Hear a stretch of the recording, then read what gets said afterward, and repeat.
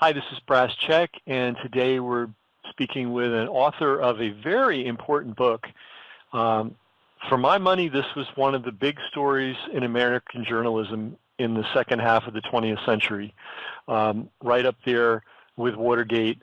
Not as well known, and we're going to do our bit in this interview to make this story well known. This should be a textbook case in every journalism school in America, and it should be a story that the journalist profession should be very proud of, because this was a major thing, as you're going to see when we get into it.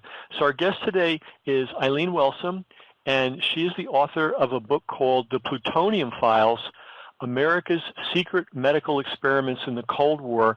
This book was published in 1999, and here we are 20 years later, and we're going to talk about the book and how it came to be and what's happened since the book came out. So Eileen, welcome, and thanks for joining us. Well, thank you for having me. So Eileen, you're a reporter. You were working at a newspaper in Albuquerque, the Albuquerque Tribune.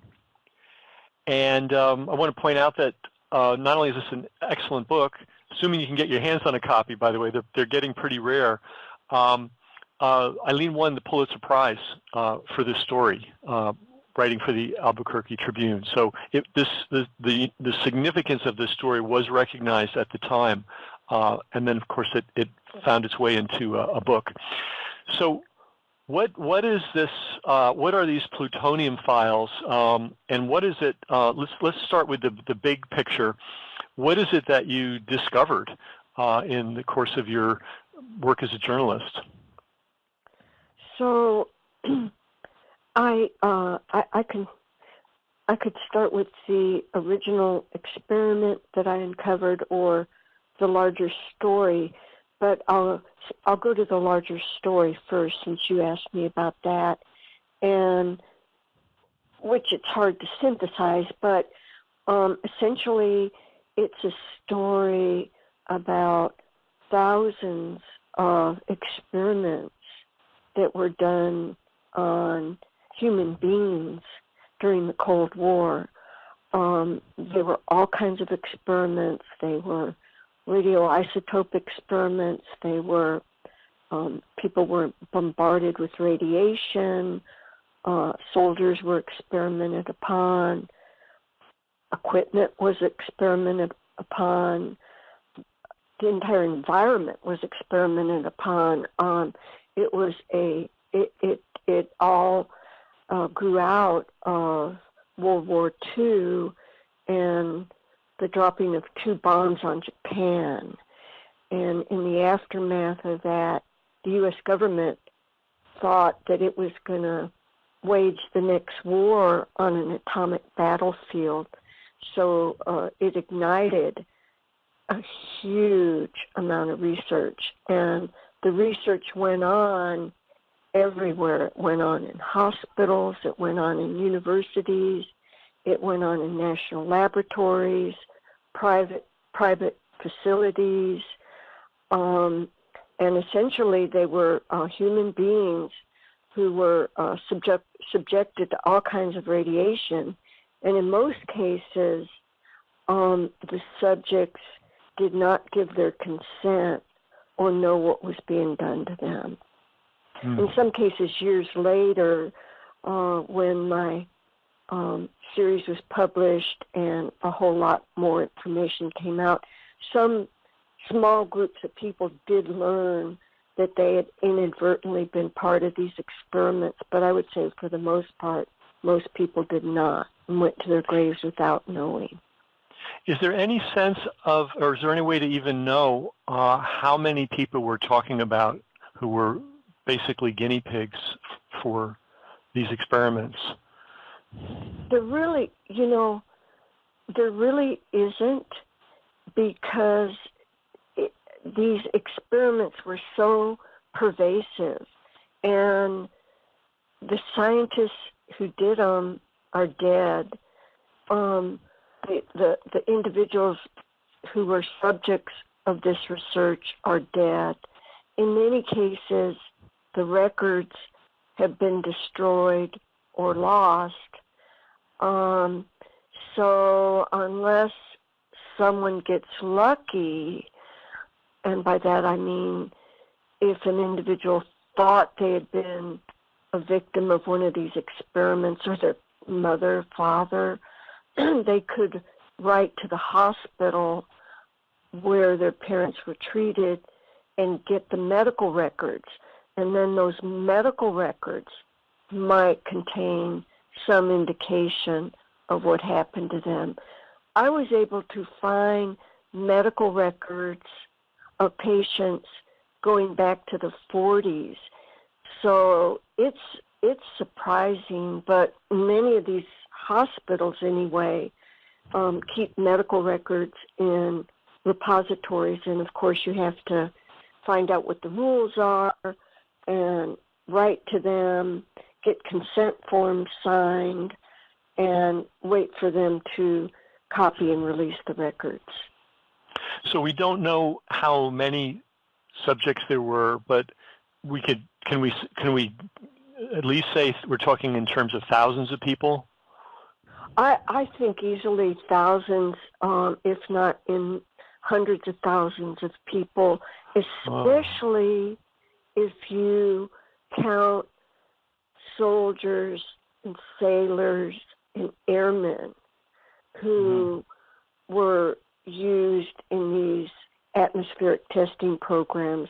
And the numbers get even larger if you consider people who were exposed to fallout from the atomic weapons, or people who were exposed to fallout, say, at Hanford, when there was an inadvertent release of radioiodine, or if individuals lived near a reactor in Oak Ridge and were inadvertently exposed. So the numbers are very, very large. Now, you're using examples, inadvertent exposures, but clearly this program had a lot of very deliberate and very specific exposures. And before we go into them, we've sort of got a sense of hundreds of thousands of people affected. Let's see if we can nail down the number of locations. Is there any way of guesstimating how many institutions participated in this experimental program? Well, after the war, the civilian agency that came into being that oversaw the atomic bomb in the civilian realm was called the AEC, the Atomic, how can I forget it? The Atomic Energy Commission. And the Atomic Energy Commission had very deep pockets, and it provided funding for many of these civilian experiments, and it also provided some funding for military experiments. And so basically, I couldn't even begin to guess the number of institutions, because there was these deep pockets. So universities throughout the country, use this money to perform experiments. The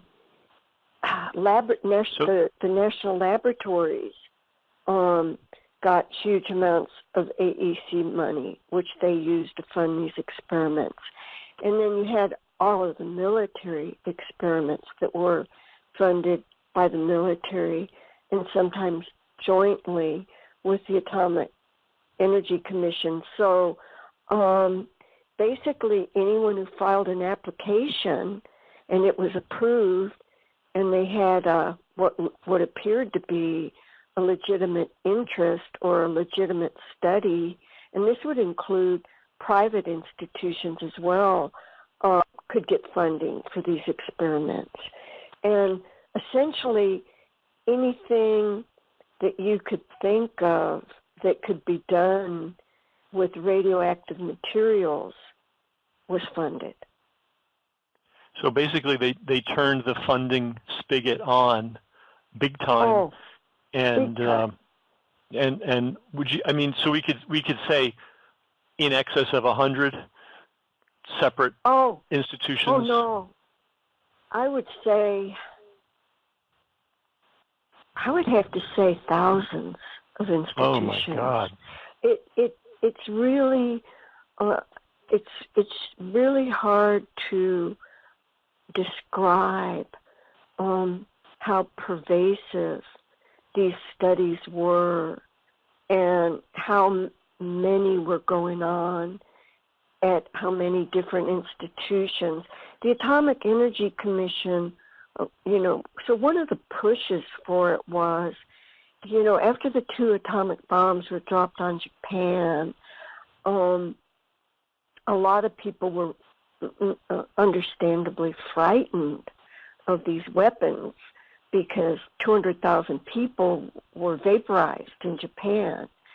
So the U.S. was looking for ways to use the byproduct of the atomic bomb for positive purposes. They were, some institutions were looking for the magic bullet, say, that would cure cancer.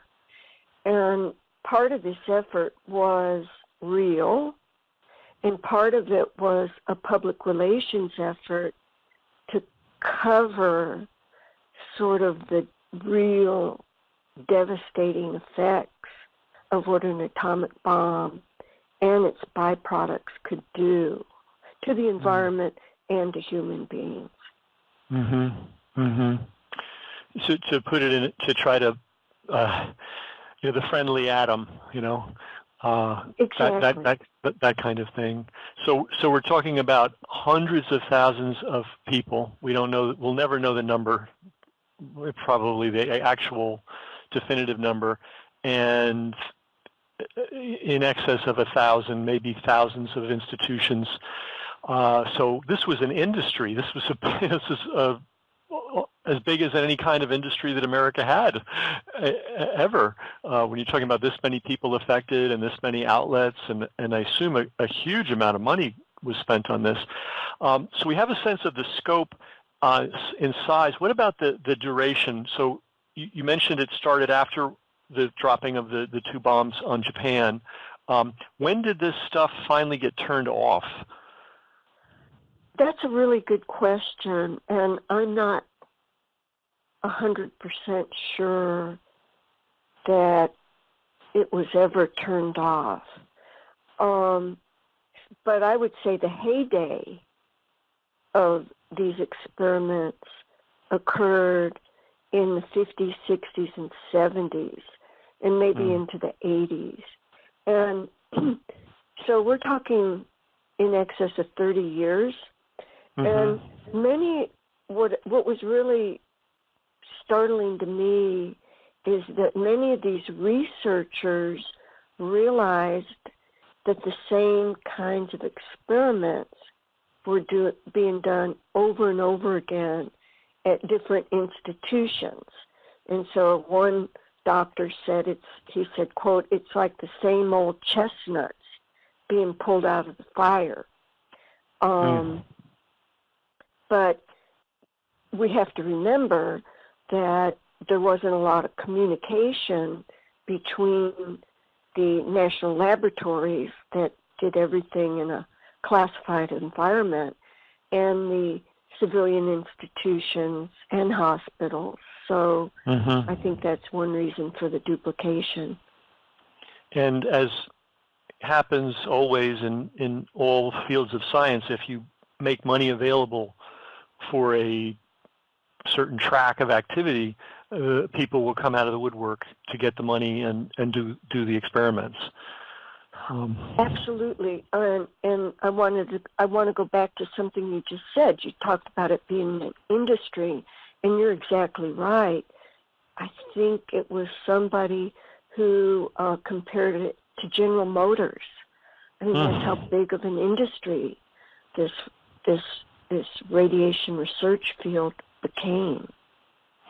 Well, if it had thousands of outlets, each one of those outlets employed at least 10 people, and if we're talking about a university, a lot more. So if we took, so it's at least 10,000, 20,000, 30,000 or more people were employed doing this.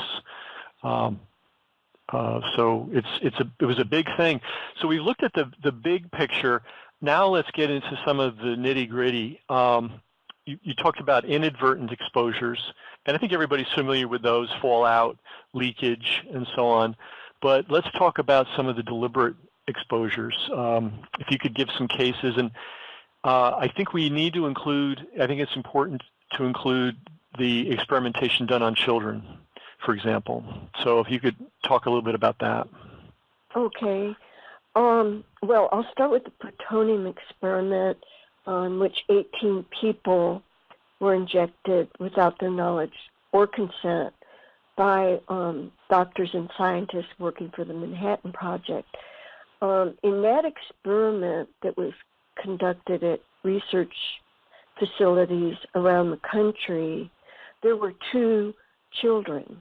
So 2 of the 18 people were children. One was a teenage girl suffering from Cushing's syndrome, and the other was a little boy between 4 and 5 years old who was from Australia and had an osteogenic sarcoma, that is a cancer in his knee, and was brought to the U.S.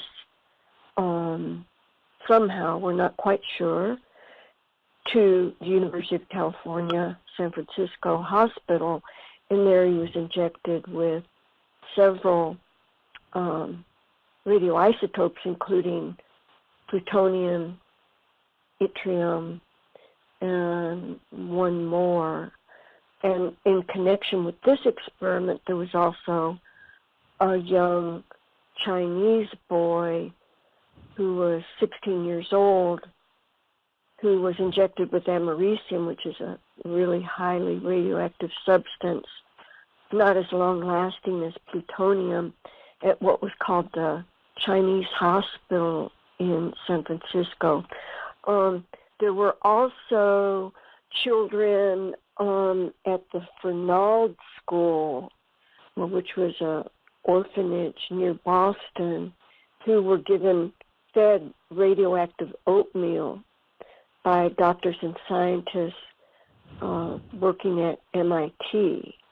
And in what they got for doing that was trips to the zoo and Mickey Mouse watches and things of that sort. There was also an experiment done at Vanderbilt University on pregnant women, in which they were given radioactive iron cocktails, and many of their unborn children were, of course, exposed to these high levels of radioactivity and developed cancers and other disorders when they were born. I think, if I remember correctly, and I remember, by the way, when your articles came out and when your book came out, that program in Boston, operated by MIT, right, also had as a co-sponsor the Quaker Oats Company. Do you recall that? Yes, I wrote about them in my book, but I wasn't. I was so far away at the time that some of those details now have been lost to me. Oh, of course, it's 20 years, but that jumped out at me that this was a collaboration between industry and academia and the government, with these children being the victims, and there was no disclosure about what people were being exposed to. None. If there was any disclosure, it would have been false. They might have said something like, "Well, we're trying out this new product and it's harmless, and we just want to see what happens." So, anything that they said was far from the truth. It was kind of devious. Now, the whole Manhattan Project itself, which predated this, was set up to be a secret program. Obviously, you know, it was a military program. We were, you know, supposedly caught in this you know, world cataclysmic event, and we needed to keep the weapons development program secret. So a lot of systems were developed, I imagine, by the Manhattan Project and perfected to do things and keep them secret, do things on a large scale, do things with thousands of people involved and lots of locations and many different activities, and to keep that all secret. So I imagine those techniques and mindsets got transferred to this Atomic Energy Commission and were utilized in organizing this mass, wide-scale research program. Was there any one person involved in conceiving it or managing it or running it that you know of, or any individuals in particular? You know, I asked myself that when I was doing my research, and I looked and I looked at all the records and tried to figure out that problem. And what I think happened was there was when the Manhattan Project was going on, the doctors and scientists at that time knew about the radium dial painters, and these were the young women who worked in industries and licked their radium paint brushes to a point, and to paint watch dials for submarines and so on. And they developed really horrible cancers in the jaw, in the mouth, and so on. And some filed lawsuits. So there was a real sensitivity to lawsuits among the leading doctors and scientists of the Manhattan Project. And one of the ways that they could avoid lawsuits and litigation was to, A, say these radioactive materials were harmless, and B, to keep them secret. And so they classified a lot of stuff that there was no need to classify. And my argument has always been that by classifying poorly designed research, you don't allow people to look at it and to criticize it and to say, hey, this is wrong, or we've done this so many times, it doesn't work, let's drop it. So a lot of unethical things and a lot of bad science got done behind this wall of secrecy.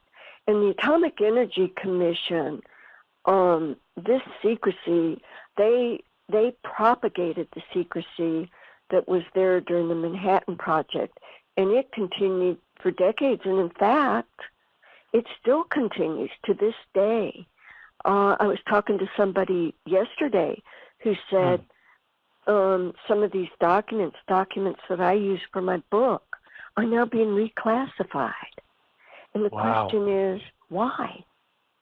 You know, what possibly could an enemy find in a 50-year-old document? I mean, other than the diagram for an atomic weapon. And we're not talking about that kind of thing. We're talking about biomedical research. So the secrecy has always been there in the government, and it allows for a lot of waste, a lot of unethical behavior to get swept under the table and never discovered. So secrecy is a big part of this. You're talking about the subjects and where they came from. So you mentioned early on that a lot of military people were exposed to radioactivity deliberately, but not being informed, not giving their consent, not getting accurate information about the risk they were taking. So we understand that a huge number of people who were victims of this program were military people. You also mentioned an orphanage. I'm going to guess that a significant percentage of the people that found themselves in these experiments were disenfranchised people in one way or another. Could you address that? Absolutely, and that's very important. And I would sum it up. So these, to me, the subjects in these experiments were vulnerable people. They were orphans, they were children, they were fetuses, they were African Americans, Native Americans, they were Hispanics, they were poor white people. Essentially, they were docile people, or their parents were docile people. They came from the lower socioeconomic classes, and I would sum them up as saying that these were vulnerable people, vulnerable populations who didn't ask questions. Mm-hmm. And in fact, I had a section in my book about that, and I remember reading an oral history of a pediatrician at Columbia University, and he was asked about it by a researcher, and he essentially said that they chose for their experiments the children of parents who didn't ask questions. So if the children, if the parents of the children had been doctors or scientists, they wouldn't have been experimented on. They were just people who didn't ask questions, who were vulnerable, who didn't have the education, who didn't have the economic standing and fell into the hands of these scientist doctors. And they probably were people that felt the natural intimidation everybody feels when you're, in front of a professional or an authority figure, which is, a doctor and a scientist are authority figures. Yeah. And now let's go to something really mind-boggling to me. There was no whistleblower in this case, was there? You mean in the larger picture, or in the larger picture? So in other words, let's talk about how you discovered this program. It wasn't somebody coming to you with a big file saying, Eileen, get this story out.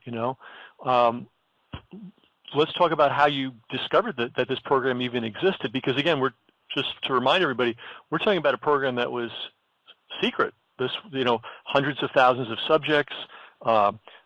Hundreds and hundreds of locations, thousands and thousands of operatives and employees engaged in this, who knows how many billions of dollars spent, all done secretly. So when and how did you come upon this? Well, I was working at the Albuquerque Tribune. I was the neighborhood reporter, and I was at Kirtland Air Force Base, and the Air Force was getting ready to clean up its waste sites across the country, and there were 2 such sites at Kirtland Air Force Base, and in these sites contained radioactive animal carcasses. And so I was really intrigued by that because I love animals, and I couldn't imagine why this Air Force base had these waste sites containing radioactive animal carcasses.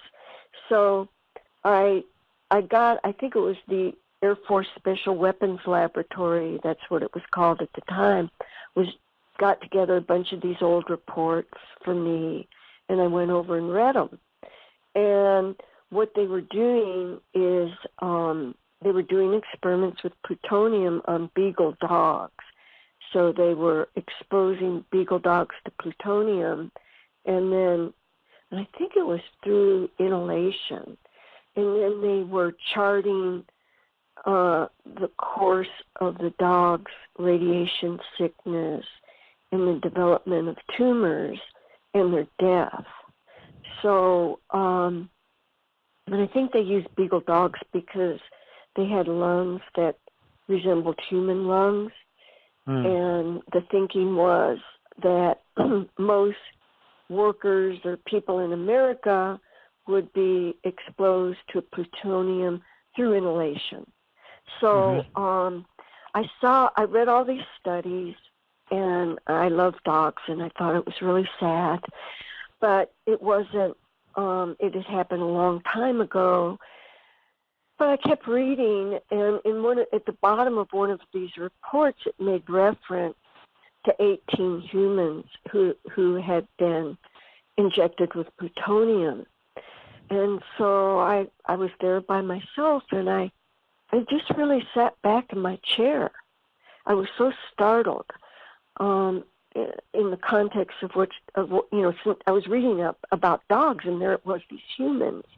And so my thought was, well, what happened to these people? Did they develop these horrible tumors? And, the government had to know how toxic plutonium was. How could they expose human beings to this substance? So I had all these questions rolling around in my head, and I jotted down the information and began my research really the following day at the university library. And I found nothing because the doctors who did this experiment worked for the weapons labs, and the weapons labs don't put their scientific reports into the general literature. So that was an obstacle right there. But in any event, I began to work on this case, which was very, very old. And I should stop and say, these 18 people were known by code numbers.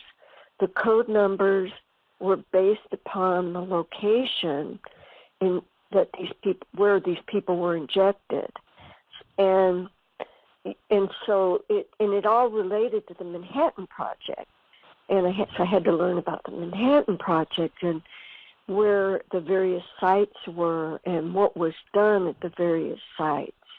And all the biomedical research was done in Berkeley, at the University of Chicago, and at the University of Rochester. That was the bulk of the places where the scientific research was done.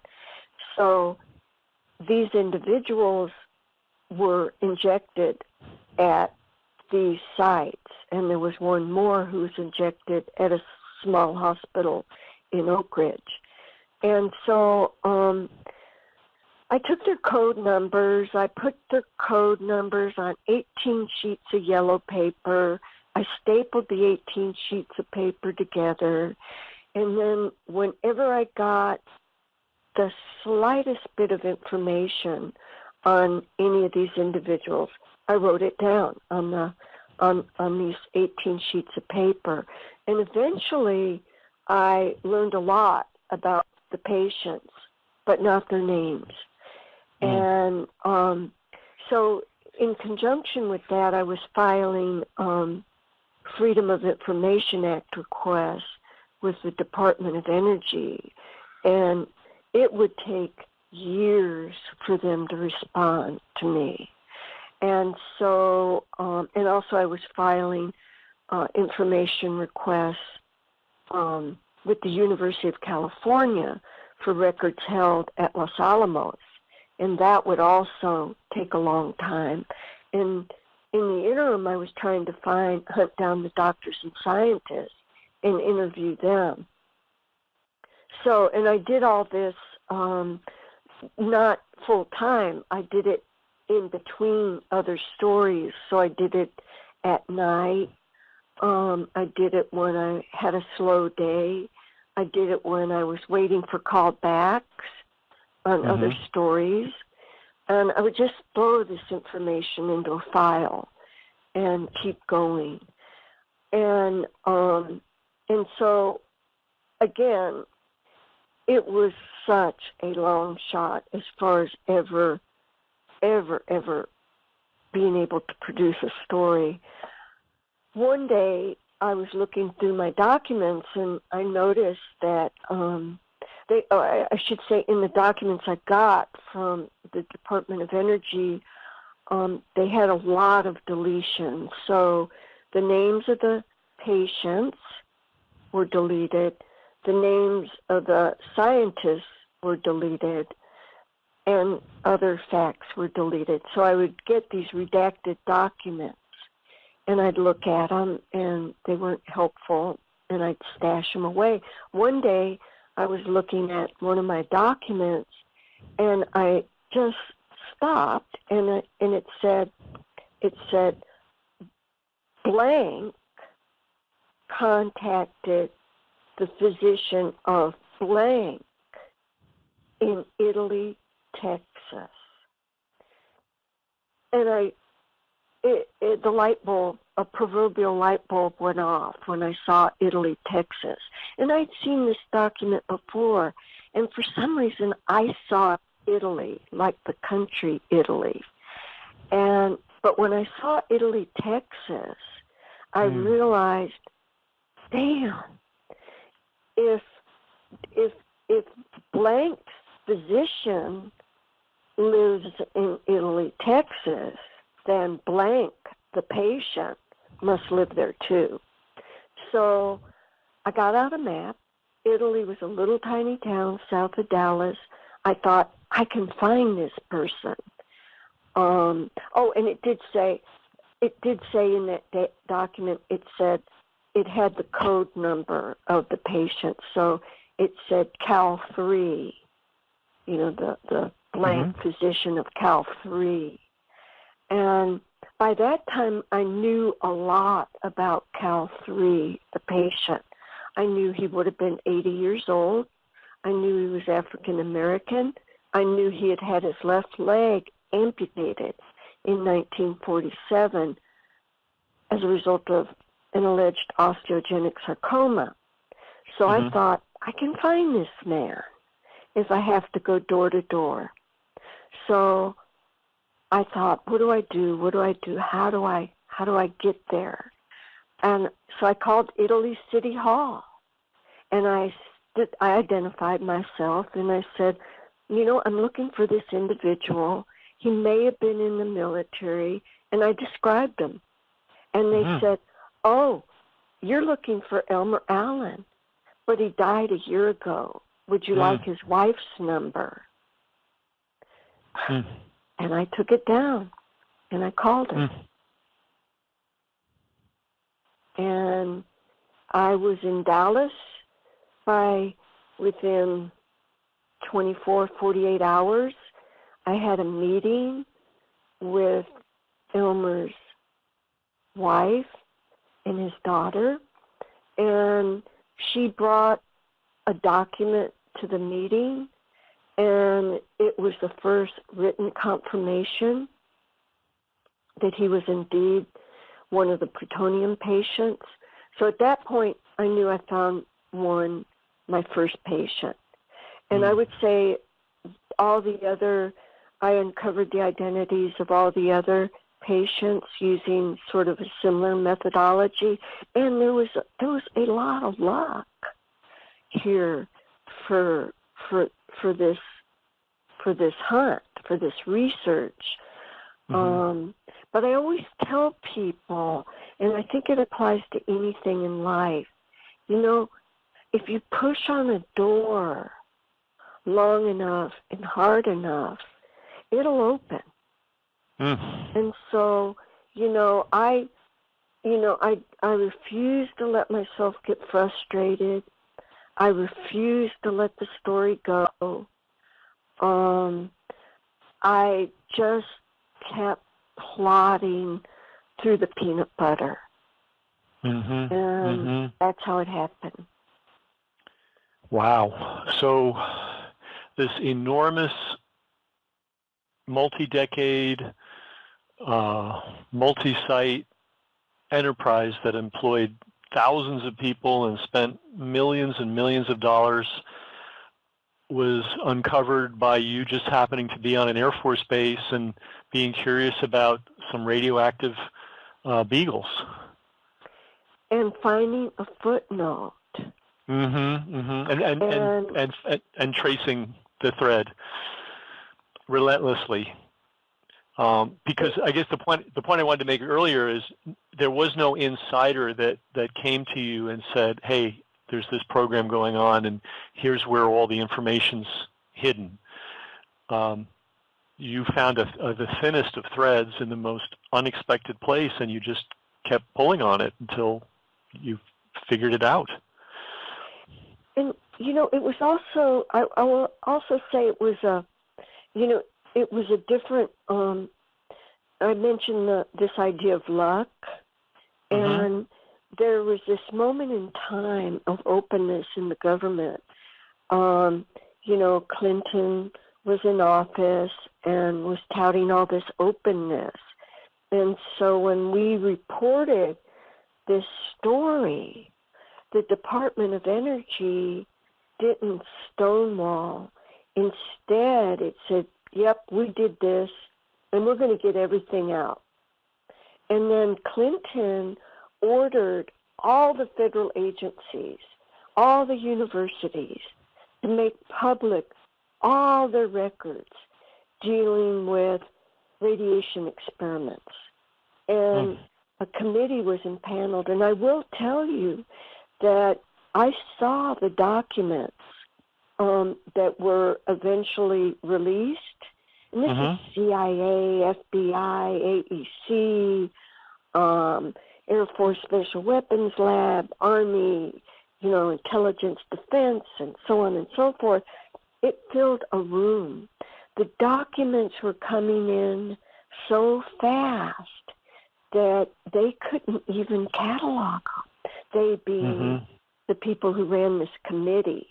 So it was only at that point, as the agencies started this huge document dump, that I and many other people realized the breadth and length of these studies. And it was just this vein of Cold War history that came out. And I will say, for anyone who is interested, that those documents are at the National Archives. And to this day, I don't know if they've been cataloged. There were so many.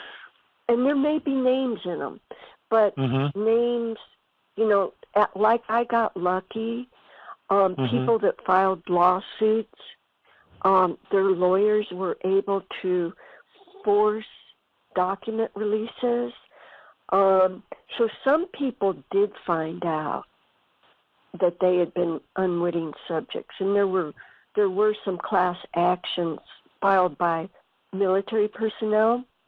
I mean, they could say, I was at, the Nevada test site in 1951, and they had their discharge records to prove it. So, I mean, there were some people that could prove they were subjects. The vast majority, no. Wow. So just the sheer volume of what they released made it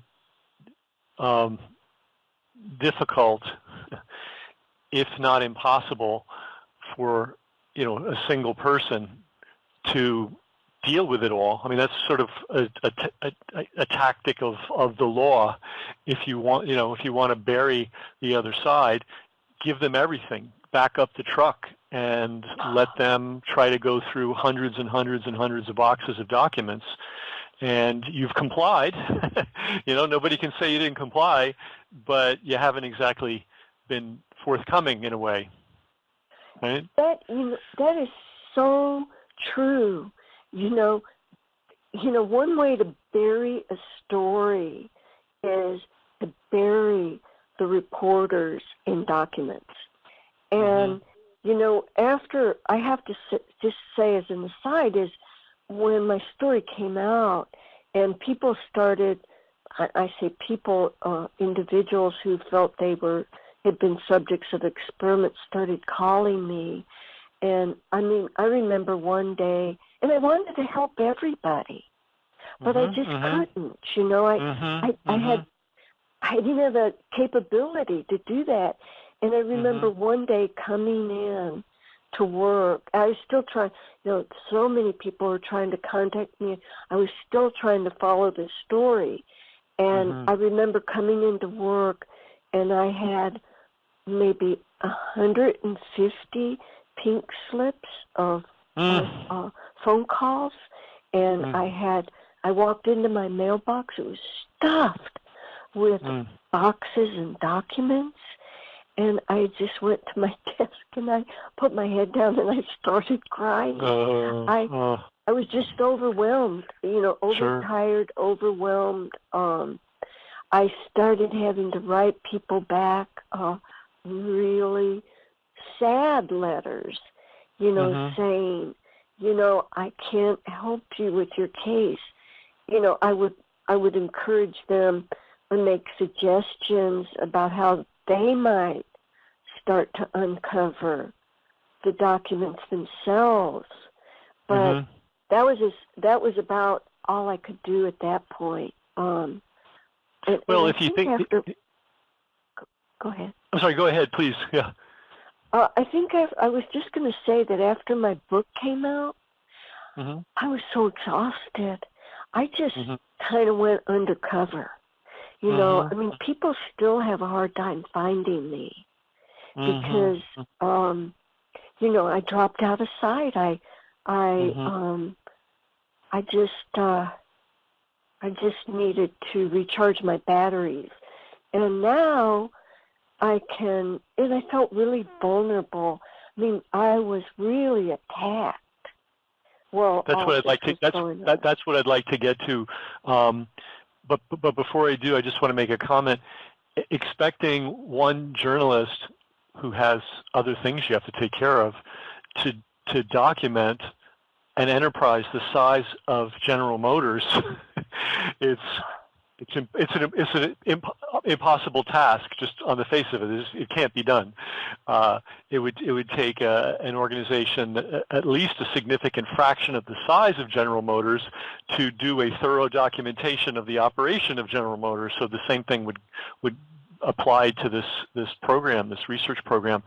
Yeah, let's talk about, you did win the Pulitzer Prize for National Reporting for the story at the Albuquerque Tribune, and some other very, very important prizes, the George Polk Award, the Hayburn-Brune Award, the National Headliners Association Award from them, and award from the Associated Press. So there was acknowledgement of the significance of this, and then the book came out, of course. But I was wondering, what about the attacks? Because we're familiar here with a lot of good journalists that have done, you know, stellar work in all kinds of areas like this, and they get attacked. Now, I don't know if it's better or worse now with the internet. Now you can be attacked by literally an army of trolls. You could have your name. If you search your name, the first 2,000 articles will be things accusing you of all kinds of, you know, lunatic things that never happened. But I imagine there were methods back then as well, pre-internet, to make life difficult for you. What did they do? The nebulous they. What did they do in response to your work? I would say that, you know, there wasn't any kind of physical attack. There wasn't any threats that I was going to be physically harmed. The attacks focused on my work, efforts to discredit my reporting, efforts to discredit my writing, efforts to discredit my conclusions. Those were the kind of attacks that went on. And I would say, just from what you've said, that today, I mean, you know, with the internet, the attacks are just unrelenting and unbearable. So, and, you know, would take an even greater psychological toll on people who were really trying to get the truth out. And I think, I always thought that, okay,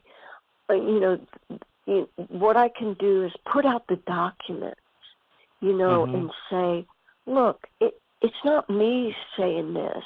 This is in the documents. Look for yourself and you will see.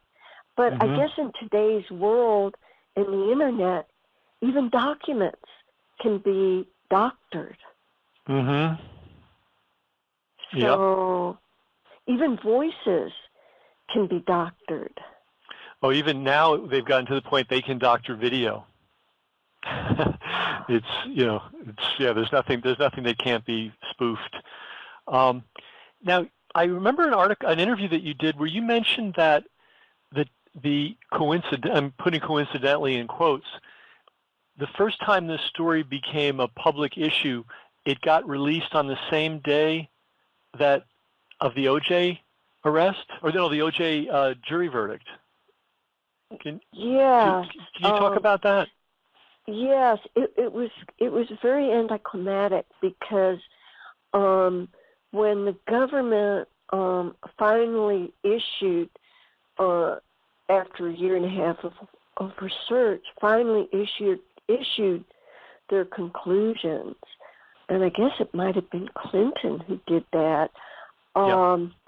It was the day of the OJ verdict, so it got no publicity whatsoever, which was sort of, I don't know, sad for the people that put together the report. I thought it was unfortunate, but I think at that point I was in the middle of still writing my book, so and I'm used to these kinds of setbacks, and so I just put my head down and forgot about it and kept working. I don't know if it was intentional or not. I kind of think it was not intentional. It was just an unfortunate turn of events. Well, I did notice, you probably remember it's an old story now and it hasn't been talked about much, but it was a huge story at the time, the Heaven's Gate cult suicides in California. I don't know if there was in 1997, and it was this, for a month, that was all anybody talked about, and now nobody talks about it at all. But I do remember when Clinton came out with an apology. I think he actually apologized, and I believe there was a burst of reporting on this in the New York Times. That happened to coincide with that exact period of the Heaven's Gate story. So that was another time that there was an exposure of this information that just coincidentally happened when the news channels were packed filled with a very prominent story that sort of sucked all the oxygen out of the room. So it's hard to say accidental, deliberate, coincidental. Who knows? But this very important story. It's a very important part of American history. It's obviously not a pleasant story. It's a cautionary tale. It's a indication to all of us how important vigilance is with knowing what our government's up to, not necessarily being willing to accept the authority of doctors and scientists just because they say so. That you're entitled to ask questions. You should ask questions. You should understand what's being done to you medically or in a scientific context. So this is a really important story. This is the 25th anniversary of your Pulitzer Prize, and it's the 20th anniversary of the book itself coming out. And the book, again, is called The Plutonium Files: America's Secret Medical Experiments in the Cold War think very important, very, very, very important work. Now, let's talk about some fun stuff. Because you've paid your dues, as they say in the blues. You've paid your dues, and you wrote an interesting book, The General and the Jaguar, about the Pershing and Pancho Villa and their battles on the border. And that sounds like a fun book. Yeah, it essentially, believe it or not, when Pancho Villa attacked this little town of Columbus, New Mexico, it actually was the second terrorist attack on U.S. soil, because Pancho Villa still had an army at that time, although it had grown very small. It was called Division del Norte. And it actually was a military attack on a cavalry outpost in Columbus.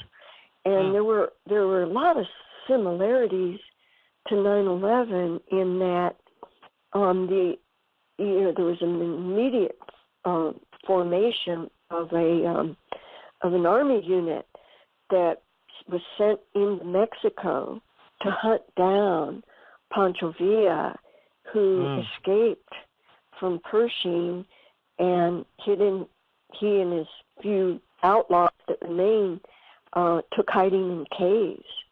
And it was a really interesting story. It starts with a young woman who Pancho Villa captured south of the border. She was like 19 or 20. She was a horseman. He captured her and her husband and their friend. On the way north, he killed the husband and friend, but made her, as a hostage, ride to Columbus, New Mexico. And he kept all his soldiers away from her. And she was protected and so on and so forth. Her name was Maud Wright. After the attack on Columbus, when Villa's army was heading back into Mexico, her horse was heading back south with them. And Mexico was like just 2 miles away from where this attack occurred. And at the border, he said, "Do you want to stay here or go home?" And she said, "You mean here, Mexico, or there, Columbus?" And he said, "Columbus," and she said, "I want to go back to Columbus." So she got off her horse. He said, "Take your horse, go." And she got back off the horse and walked back to Columbus. And she was one of the eyewitnesses to this attack on Columbus, New Mexico, and never talked about it. Lived in a small town in New Mexico, rode horses until she was almost in her 90s and passed away. And I found her son, who gave me a photograph of her. It just was an amazing.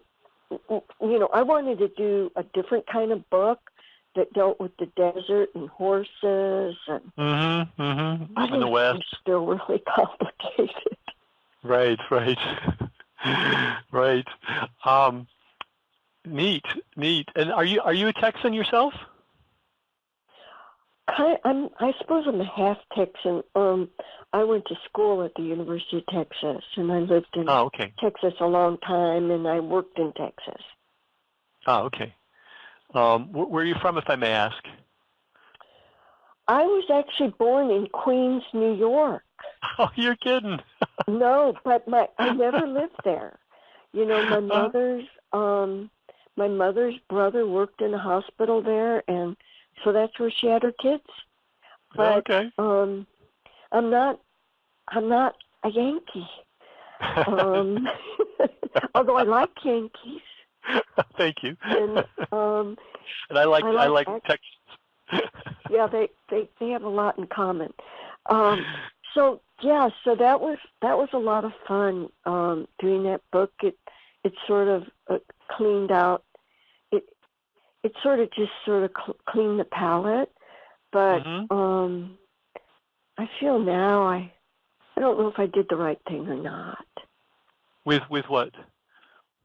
With taking that, doing that book, and maybe I should have sort of stuck with government cover-up books. But they're very, they're really difficult to do, and they take a long time to research and a long time to write. Well, I'm gonna say that you made your contribution, and maybe it all took place in a relatively short period of time, but about 100 years worth of work went into discovering this and unwinding it, and then bringing it to the public. And as you pointed out, it was a relatively open era when you did this work. I'm not sure this could have ever happened if we're talking about the Bush administration or the Obama administration or the current administration.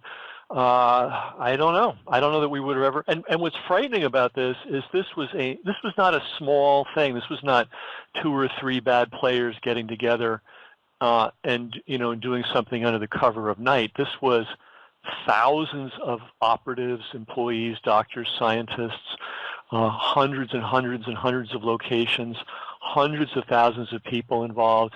And until you documented it, nobody had a clue that this had happened. I mean, everybody that was involved knew their little piece, but and the people that were directing it. And it's instructive that we don't know who was directing it. That's, to me, that is a testament to the security mindedness of whoever put this thing together, whatever group put this program together, that we can't easily unpack who actually directed it. But I think you did 100 years worth of work in the years that you worked on this project, and you should do whatever you want now and feel good about it. Thank you. You mentioned early on that my book is getting harder and harder to find, and that really bums me out because they did not make an ebook has not yet been made of that book. And I've talked to the people that hold the rights to the book, and they say that we're going to do it, but it hasn't been done yet. And it bothers me a lot because I just feel like this is information that needs to, at least if it was, people need to be able to at least go on the internet and get a sampling of it, But now, as you say, the book is harder and harder to find. I think I only have like 4 hard copies left. Wow. And I bought them back. On the internet. Yep. I know. They were like $20 a piece. all authors have to buy their own books back from their publishers. I know. So is it Dial Press that still owns the rights, or is it Random House on it now, or Penguin, or? So Dial Press published it, and they're owned by Wellsome. Oh, really? So I'm looking at some Wikipedia stuff here, which could be completely erroneous. By the way, there is, for everybody and for you too, you'll find this amusing, there is a Wikipedia page published by Wikipedia itself that says, "Do not believe or trust anything on Wikipedia." There's an actual link on Wikipedia that says, "We don't know what we're talking about. We're just hacking away here." But anyway, what Wikipedia says as of this date, that it was sold to Random House, and then Penguin and Random House merged, forming Penguin Random House, with the main division of Random House. And I don't know, sounds like somehow Random House might have this, but you would know better. The Dial Press was your original publisher? That's correct. And I think they're still in existence, but I'm not sure. It sounds like, go ahead. I mean, this particular article is talking as if Dial Press was largely a publisher for children's books, which seems a little strange. No. They've published a lot of really fine books, a lot of good memoirs, good fiction. No, that's... Oh, I'm misreading it. Okay, it's the child's. There was a children's division, and that was sold off to Dutton. And then so that they're going off and talking about. Well, the adult imprint, it says here, was revived by someone named Carol Barron, who's the publisher of Dell, and then it became part of Bantam Doubleday Dell under the division under the leadership of someone named Susan Camille. And then that was bought by Random House, and then Random House merged with Penguin, and you think Bertelsmann might be the owner now? I thought they own Bantam Doubleday Dell, but I haven't been able to keep up with, the merging and of all these publishers. I don't know. I just don't know. But I mean, certainly, I need to kind of push that ebook idea. Oh, it would be so easy for them. And I don't know if you're aware, but now Amazon does something where they'll publish a book on demand. So the book's always in print. So somebody orders it and they print it and get it in the mail. And as long as Amazon's around and those files still exist, the book should be available to people. And then there are also internet pirates who may find themselves scanning the book and putting it into ebook form anyway. So, I mean, I hope that it's done legitimately through the publisher so that you get some credit for the work. But this is a really important document, and there's a movie. Was one of the movies made not by George Lucas, but the other guy. I'm going to totally embarrass myself by not remembering the filmmaker or the movie or the title of the movie, but I can tell you the end of the movie. It's the Lost Ark, the Raiders of the Lost Ark, and in the very end of the movie, they're trying to find. They've got a lead on where the Lost Ark is, and it's in this government warehouse. And they go to the warehouse, and the warehouse is the size of 10,000 football fields, and it's piled, 20 feet high with documents and materials and so on. So it's in there somewhere, but nobody can put their hands on it. Which is kind of how the internet can be. But anyway, several thousand people are going to be aware of your book after we put this interview out, so that might shake things up a little bit. Thank you so much. Yeah. Well, thank you. Thank you for doing this. I have just a glimmer of what it must have taken to not only do the work, but deal with the psychological aspects of this, because this could not have been pleasant revelations to have to confront every day as you were piecing all this together. So thank you on behalf of everybody for doing this. Well, thank you for having me. I really enjoyed the conversation, and thank you for thinking of my book. Thank you, Eileen. And we've been talking with Eileen Wellsome, Pulitzer Prize winner, and the author of The Plutonium Files, America's Secret Medical Experiments in the Cold War, which a smart publisher should put back in print, at least as an ebook.